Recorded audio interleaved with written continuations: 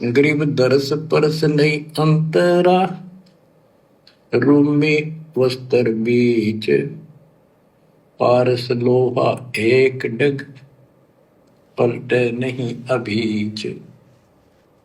उदाहरण देते हैं कि जैसे कई भक्त ऊपर से इतने परम भगत दिखाई देते हैं। सुन लो, ऊपर से कई भगत इतने बड़े परम भगत दिखाई देते हैं। अब गुरु जी का संकेत कहाँ है? थोड़ी देर पहले क्या कहा गुरु जी ने कि अब तुम संकेत समझ जाया करो। ये संकेत इन आश्रम संचालकों पे, गुरु जी के बेटा बेटियों पे, उनके भाई पे, इन कोऑर्डिनेटरों पे, ये पुरुषोत्तम सैनी जैसे मूर्खों पे, इन पे कर रहे हैं संकेत गुरु जी। क्या कह रहे हैं? ऊपर से इतने परम भगत दिखाई देते हैं और गुरु जी के कतीजा में बहुत निकट, बहुत पहुंचे, बहुत अच्छी आस्था वाले हैं, लेकिन इससे बात बनेगा नहीं जब तक दिल से नहीं चाहोगे गुरुदेव को और मालिक को। और दिल से चाहने वाला कभी भी राजनेताओं की गुलामी नहीं करेगा, चक्कर नहीं काटेगा उनकी ऑफिसों में, उनके घरों में, उनकी रैलियों में, कभी भी गुंडों की सीबीआई जांच नहीं करवाएगा, जाटों के आरक्षण में नहीं बैठेगा, जाटों की धर्मशाला नहीं बनवाएगा, स्टेडियम नहीं बनवाएगा, धर्म को धंधा नहीं बनाएगा। जो गुरु जी को दिल से चाहेगा वो केवल अपना आत्म कल्याण चाहेगा, उतना ही करेगा जितना गुरु जी के ज्ञान में है। एक उदाहरण दिया है कि दरस परस नहीं अंतरा, रूमी वस्त्र बीच, पारस एक पत्थर होता है, लोहे को टच करते ही सोना बना देता है, चाहे से छूते ही। और कहते हैं लोहे और पारस साथ साथ रखे हैं। यदि एक रूमी वस्त्र बाल जितना पतला कपड़ा, यदि इतना भी बीच में गैप रह गया पारस पत्थर और लोहे के, कितने दिन रखा रहो उसमें कोई चेंज नहीं होगा, कोई परिवर्तन नहीं होगा।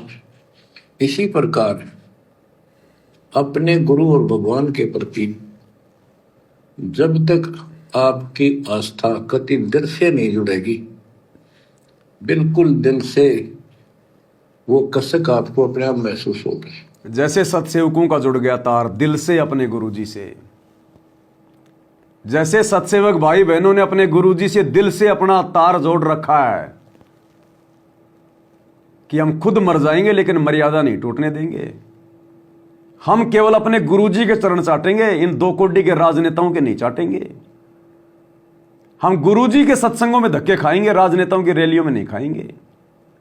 हम अपने स्वार्थ के लिए दुनिया की चापलूसी नहीं करेंगे, स्टेडियम नहीं बनवाएंगे, धर्मशालाएं नहीं बनवाएंगे। अभी गुरु के परिवार का, इन कोऑर्डिनेटरों का गुरु से दिल से तार नहीं जुड़ा और ना जुड़ पाएगा इस जन्म में। तो मुश्किल है, इस जन्म में तो मुश्किल है, क्योंकि पहाड़ जैसी दूरी बन चुकी है, पहाड़ जैसी दूरी।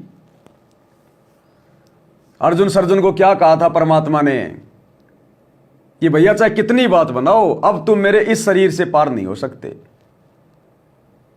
तो वर्तमान सतगुरु रामपाल जी के स्वरूप से उनका परिवार, ये कोऑर्डिनेटर, ये आश्रम संचालक इस जन्म में मोक्ष प्राप्त नहीं कर सकते। और अगला जन्म भाई किसने देखा? अगला जन्म किसने देखा? ये पिछली पीढ़ी का समय बर्बाद कर दिया इन्होंने अपना, गुरु को नाराज करके।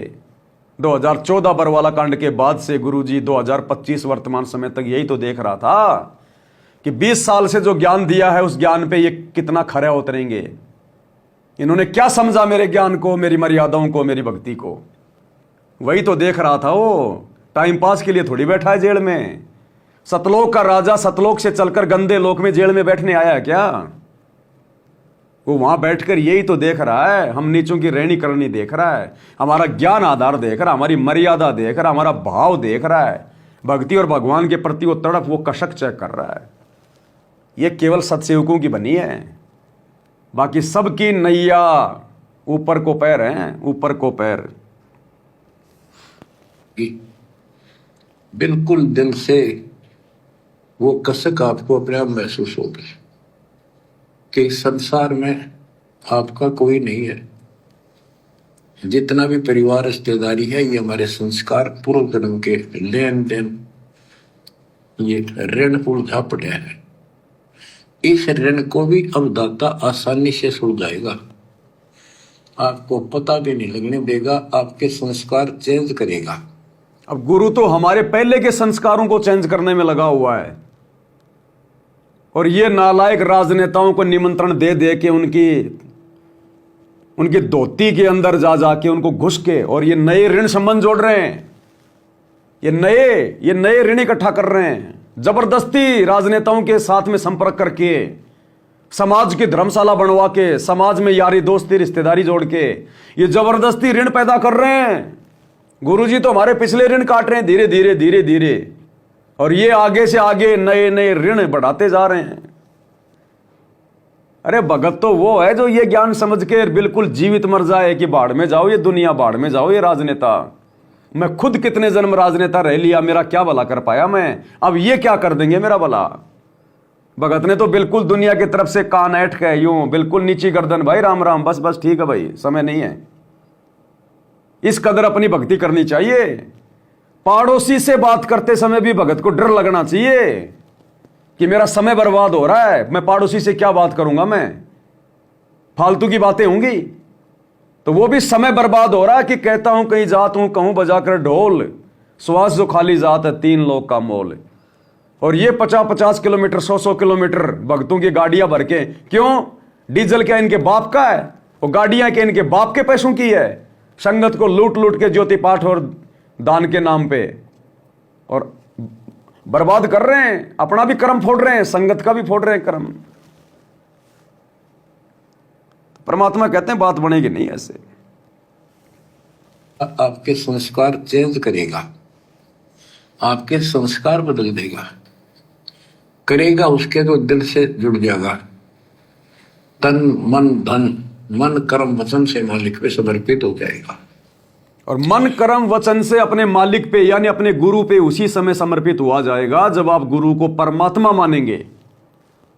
सीधी सी बात है, आप अपने गुरु को कबीर भगवान मान लो, उस कबीर को दाढ़ी मूंछ वाले को घर से बाहर निकाल दो, दरबार से बाहर निकाल दो, आप गारंटी की बात है कोई गलती कर ही नहीं सकते। आप आपके मन में नहीं आएगी राजनीति करने की, समाज से यारी दोस्ती निभाने की, लोभ लालच आपके मन में नहीं आएगा, काम क्रोध आपके मन में नहीं होगा उत्पन्न आपके।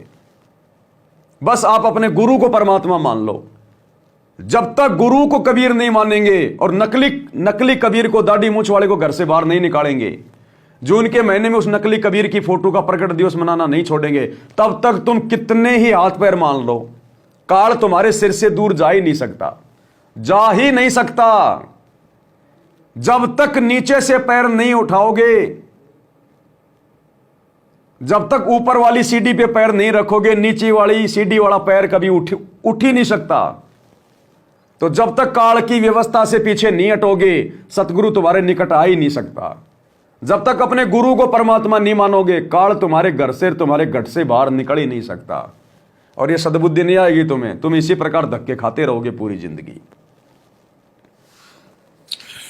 आपको प्रमाण देता हूं, जैसे बेटा है बेटी है, ये हमारे कुछ पिछले संस्कार कोई ऋण है। जैसे आजकल बेटी का विवाह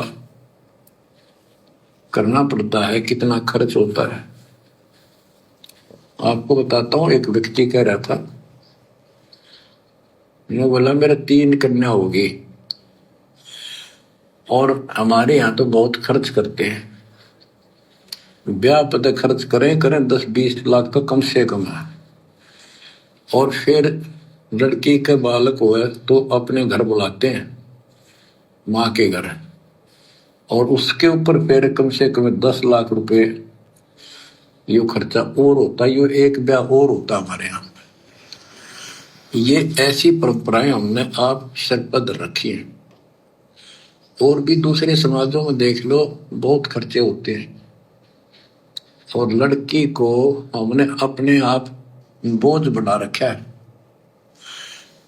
बच्चों, अब परमात्मा ने कैसी कृपा की है, दास ने मालिक का आदेश और गुण अवगुण सारे क्लियर कर दिए कि अब ये ऐसा करने से ऐसा हानि, ये करने से ऐसे लाभ। यानी सारी नियम मर्यादा अपने सत्संगों में, अपने विधान में गुरुजी ने हमें बता दिए कि भक्तों अगर ऐसे चलोगे, ये मर्यादा निभाओगे तो ये मिलेगा, और ये मर्यादाएं तोड़ोगे, मनमाना आचरण करोगे तो ये दुख पाओगे। अब परमात्मा दोषी नहीं है, गुरु दोषी नहीं है। अब भगत ने देखना है, अब वही देखने के लिए गुरुजी जेल में बैठे हैं। बाहर हमारी परीक्षा चल रही है, जब तक गुरुजी नहीं आएंगे ये परीक्षा ऐसे चलती रहेगी हमारी। भाई जो गुरु बचन पे डट गे, कट गे फंद 84 के, कट गे फंद 84 के, कट गे फंद 84 के।